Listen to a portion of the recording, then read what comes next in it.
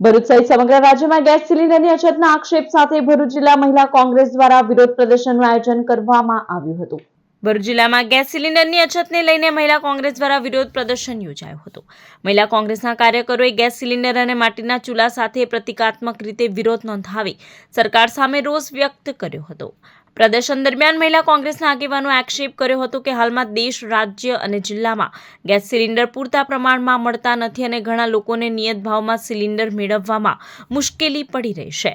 કાળાબજારીના કારણે સામાન્ય લોકોને વધુ કિંમતે સિલિન્ડર લેવા મજબૂર થવું પડે છે।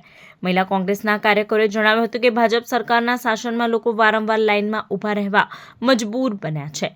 નોટબંધીના સમયમાં રોકડ માટે, કોરોના કાળમાં ઓક્સિજન સિલિન્ડર માટે અને હવે ગેસ સિલિન્ડર માટે લોકો લાઇનમાં ઊભા રહેવાની સ્થિતિ ઊભી થઈ ગઈ છે તેવો આક્ષેપ પણ કરવામાં આવ્યો। પ્રદર્શન દરમિયાન સરકારે ગેસ સિલિન્ડરની પૂરતી સપ્લાય સુનિશ્ચિત કરી કાળાબજારી પર કડક કાર્યવાહી કરવાની માંગણી પણ કરવામાં આવી હતી। હું જ્યોતિબેન તળવી, ભરૂચ જિલ્લા મહિલા પ્રમુખ।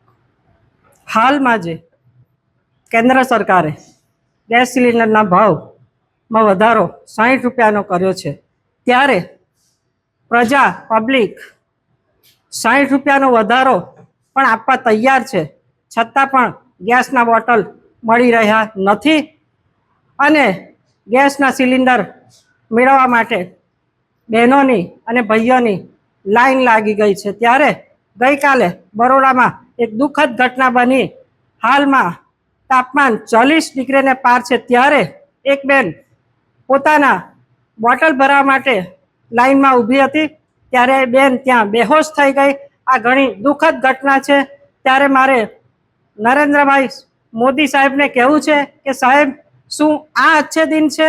જ્યારે હોય ત્યારે તમે લાઈનમાં જ લગાડી દો છો।